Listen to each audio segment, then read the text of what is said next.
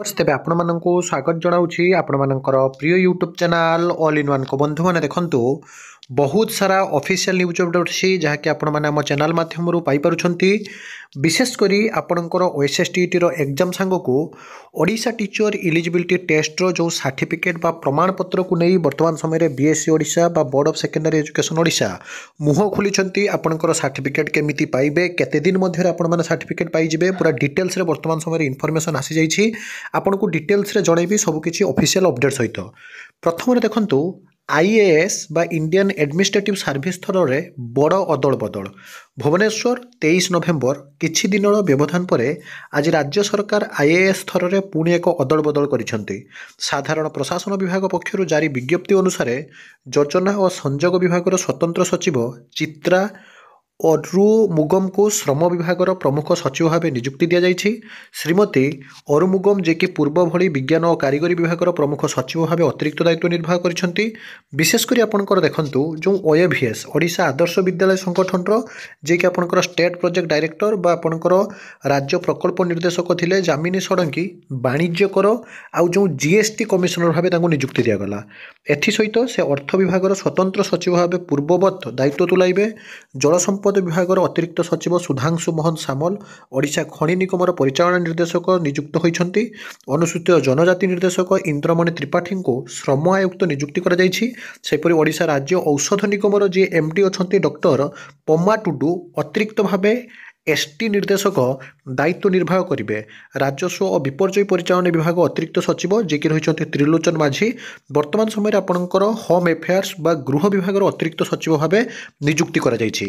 ତା ସହିତ ବଡ଼ ନ୍ୟୁଜ୍ ଅପଡେଟ୍ ଅଛି ଦେଖନ୍ତୁ, ମନୋଜ ଆହୁଜା ଯିଏକି ଆପଣଙ୍କର ଶାସନ ସଚିବ ବା ମୁଖ୍ୟ ଶାସନ ସଚିବ ରହିଛନ୍ତି ଓଡ଼ିଶା ସରକାରଙ୍କ ତରଫରୁ, ଯେଉଁଥିରେ ଆପଣଙ୍କର ଚିଠିଟିଏ ଯାଉଛି ପ୍ରାପ୍ତେଷୁ ଓଡ଼ିଶା ସରକାରଙ୍କର ସମସ୍ତ ବିଭାଗର ଅତିରିକ୍ତ ମୁଖ୍ୟ ଶାସନ ସଚିବ, ପ୍ରମୁଖ ଶାସନ ସଚିବ, କମିଶନର ତଥା ଶାସନ ସଚିବ ବିଷୟରେ କ୍ଲିଅରଲି କୁହାଯାଉଛି ସରକାରୀ କର୍ମଚାରୀଙ୍କୁ ଅବସର ଗ୍ରହଣ ଦିବସ ଦିନ ପୂର୍ଣ୍ଣାଙ୍ଗ ପେନସନ୍ ପ୍ରଦାନ ସମ୍ବନ୍ଧରେ, ଅର୍ଥାତ୍ ଯେଉଁମାନେ ସରକାରୀ କର୍ମଚାରୀ ଅଛନ୍ତି ସେମାନଙ୍କୁ ପୂର୍ଣ୍ଣାଙ୍ଗ ପେନସନ୍ ବିଷୟରେ। ମହାଶୟା ଆପଣମାନେ ଅବଗତ ଅଛନ୍ତି ଯେ ସରକାରୀ କର୍ମଚାରୀଙ୍କୁ ଅବସର ଗ୍ରହଣ ଦିବସରେ ପୂର୍ଣ୍ଣାଙ୍ଗ ପେନସନ୍ ପ୍ରଦାନ କରିବା ପାଇଁ ପୂର୍ବରୁ ସାଧାରଣ ପ୍ରଶାସନ ଓ ସାଧାରଣ ଅଭିଯୋଗ ବିଭାଗ ତରଫରୁ ନିର୍ଦ୍ଦେଶନାମା ଜାରି କରାଯାଇଛି।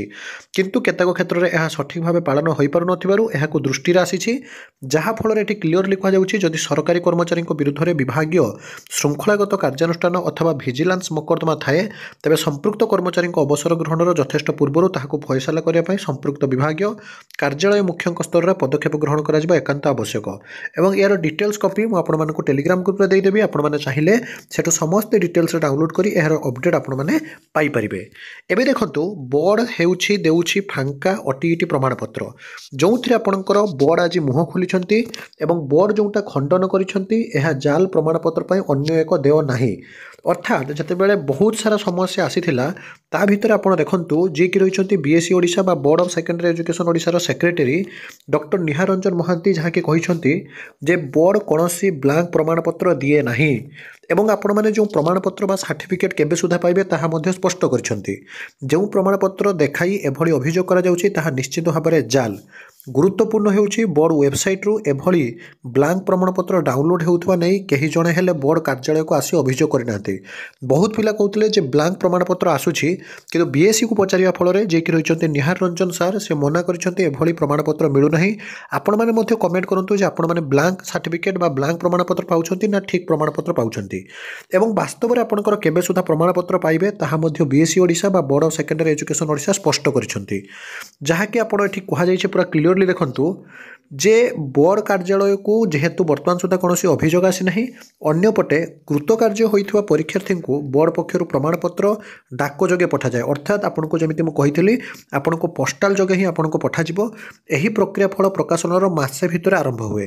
ଅର୍ଥାତ୍ ଆପଣଙ୍କର ଗତକାଲି ଆପଣମାନେ ଜାଣନ୍ତି ସମସ୍ତେ ଆପଣଙ୍କର ଯାହାକି ରେଜଲ୍ଟ ଦେଖିସାରିଥିବେ, ସେଠୁ ଆଉ ଗୋଟିଏ ମାସ ଭିତରେ ଆପଣଙ୍କର ଯାହାକି ସାର୍ଟିଫିକେଟ୍ ପଠାଇବା ଆରମ୍ଭ ହୋଇଯିବ। ଡିଜିଟାଲ ୱେରେ ଆପଣଙ୍କର ଯେଉଁ ଦେଖିବେ ଆପଣଙ୍କର ଗୋଟେ ଟ୍ରାକିଂ ପାଇଁ ମେସେଜ୍ ଯିବ ପୋଷ୍ଟାଲ କୋଡ଼ରୁ ତାପରେ ଆପଣ ସେଠି ଟ୍ରାକିଂ କରିବି ଦେଖିପାରିବେ ଆପଣଙ୍କର କେଉଁଠୁ ଡିସ୍ପାଚ୍ ହେଉଛି। ଏହାପରେ ଡାକରେ ଯେତିକି ସମୟ ଲାଗେ ପରୀକ୍ଷାର୍ଥୀଙ୍କ ଘରେ ପହଞ୍ଚିବାକୁ ସେଇ ଆଧାରରେ ଆପଣମାନେ ପାଇଯିବେ। ଏପରିକି ଏହି ପ୍ରମାଣପତ୍ର ପାଇବାକୁ ଅନ୍ୟ କୌଣସି ଦେୟ ହେବାକୁ ପଡ଼େ ନାହିଁ ବୋଲି ଡକ୍ଟର ମହାନ୍ତି କହିଛନ୍ତି। ଅର୍ଥାତ୍ ବର୍ତ୍ତମାନ ଯେଉଁ 200 ଟଙ୍କା ଆପଣମାନେ ଡିଜିଟାଲ ସାର୍ଟିଫିକେଟ୍ ପାଇଁ ଦେଉଛନ୍ତି କିନ୍ତୁ ପୋଷ୍ଟାଲ ଯୋଗେ ଯେଉଁ ସାର୍ଟିଫିକେଟ୍ ଆପଣଙ୍କର ଗୋଟେ ମାସ ମଧ୍ୟରେ ଆପଣଙ୍କର ଯାହାକି ପ୍ରକ୍ରିୟା ଆରମ୍ଭ ହେବ ତାପରେ ୱିଦିନ୍ 3 ମନ୍ଥ ମଧ୍ୟରେ ଆପଣ ପାଇଯିବାର ବହୁତ ପସିବିଲିଟି ରହିଥାଏ ବୋଲି କୁହାଯାଉଛି। ଏବଂ ତା ପାଇଁ ଆପଣଙ୍କୁ ଗୋଟିଏ ହେଲେ ଟଙ୍କା ମଧ୍ୟ ଦେବା ପାଇଁ ପଡ଼ିବ ନାହିଁ ବୋଲି ବିଏସ୍ସି କର୍ତ୍ତୃପକ୍ଷ ସ୍ପଷ୍ଟ ଭାବରେ କହିଛନ୍ତି। ଏହା ସହିତ ଆପଣଙ୍କର ଯଦି ଦେଖିବେ ଯେଉଁ SSTT ମଧ୍ୟ ଆପଣଙ୍କର ପରୀକ୍ଷା ପାଇଁ ଆବେଦନ ଚାଲିଛି ଆପଣମାନଙ୍କୁ ମୁଁ କହିଛି 45 ଡେଜ୍ ମାନେ 1.5 ମାସ ପରେ ପରେ ଆପଣଙ୍କର ଯଦି ଦେଖିବେ ପ୍ରକ୍ରିୟା ଆରମ୍ଭ ହେବ ପରୀକ୍ଷା ଆପଣଙ୍କର ହେଇଯିବ ତାପରେ ପରେ ଆପଣଙ୍କର ଆଉ ଯେଉଁ ସବୁ ରିକ୍ରୁଟମେଣ୍ଟ ଆସିବାକୁ ଥିଲା ଶିକ୍ଷକ ଯୋଗ୍ୟତାର ତାହା ମଧ୍ୟ ଆପଣଙ୍କର ହେବ। ତେଣୁ OTET ସାର୍ଟିଫିକେଟ୍ କଥା ମଧ୍ୟ ଏଠି ସ୍ପଷ୍ଟୀକରଣ କରାଗଲା ଗୋଟିଏ ମାସ ମଧ୍ୟରେ ହିଁ ଆପଣଙ୍କର ପ୍ରକ୍ରିୟା ଆରମ୍ଭ ହୋଇ ଆପଣଙ୍କ ପାଖକୁ ସାର୍ଟିଫିକେଟ୍ ଆସିବା ପ୍ରକ୍ରିୟା ଆରମ୍ଭ ହେବ। ଆଲଫାବେଟିକାଲି ଜିଲ୍ଲା ୱାରି ଯେମିତି ଆପଣଙ୍କର ପ୍ରଥମେ ଅନୁଗୁଳ ତାପରେ ବାଲେଶ୍ୱର ବୌଦ୍ଧ ଭଦ୍ରକ ଏମିତି ଆପଣଙ୍କର ଆସିବ ସୁନ୍ଦରଗଡ଼ ଆମର ଏମିତି ଆପଣଙ୍କର ଟ୍ରାକିଂ ଆଇଡି ଆଧାରରେ ହିଁ ଆପଣମାନେ ସବୁ ସାର୍ଟିଫିକେଟ୍ ପାଇଯିବେ ୱରିଡ୍ ହୁଅନ୍ତୁ ନାହିଁ। ଆଉ SSTT ପରୀକ୍ଷା ମଧ୍ୟ ଆପଣଙ୍କର ବହୁତ ଜଲ୍ଦି ହେବ। ଆପଣ ଏଇଠି କ୍ଲିୟରଲି ପୁରା ପଢ଼ିପାରିବେ OTET ରିଗାର୍ଡ଼ିଂ ଆପଣଙ୍କର ସବୁ କିଛି ଇନଫର୍ମେସନ୍ ଆଜି ବିଏସ୍ସି କର୍ତ୍ତୃପକ୍ଷ ତରଫରୁ କ୍ଲାରିଫିକେସନ୍ ଦିଆଯାଇଛି। ଆପଣମାନେ ପ୍ରକୃତରେ ବ୍ଲାଙ୍କ ସାର୍ଟିଫିକେଟ୍ ପାଉଛନ୍ତି ନା ପ୍ରକୃତରେ ସାର୍ଟିଫିକେଟ୍ ଫିଲ୍ଅପ୍ ହୋଇପାଇଛନ୍ତି ଡେଫିନେଟଲି କମେଣ୍ଟ କରନ୍ତୁ। କିଛି ଅସୁବିଧା ଥିଲେ ଜଣାନ୍ତୁ। ଆଉ ସବୁବେଳେ ଅଥେଣ୍ଟିକ୍ ଜେନ୍ୟୁନ୍ ଆଉ ଟ୍ରଷ୍ଟେବଲ୍ ଇନଫର୍ମେସନ୍ ପାଇଁ ଚ୍ୟାନେଲକୁ ସବସ୍କ୍ରାଇବ୍ ଲାଇକ୍ ସେୟାର କରନ୍ତୁ। ବିଦାୟ ଦିଅନ୍ତୁ ଏକ ନୂଆ ଭିଡ଼ିଓ ସହିତ ପୁଣି ଥରେ ଆପଣମାନଙ୍କ ପାଖକୁ ଆସିବି ବନ୍ଦେ ଉତ୍କଳ ଜନନୀ।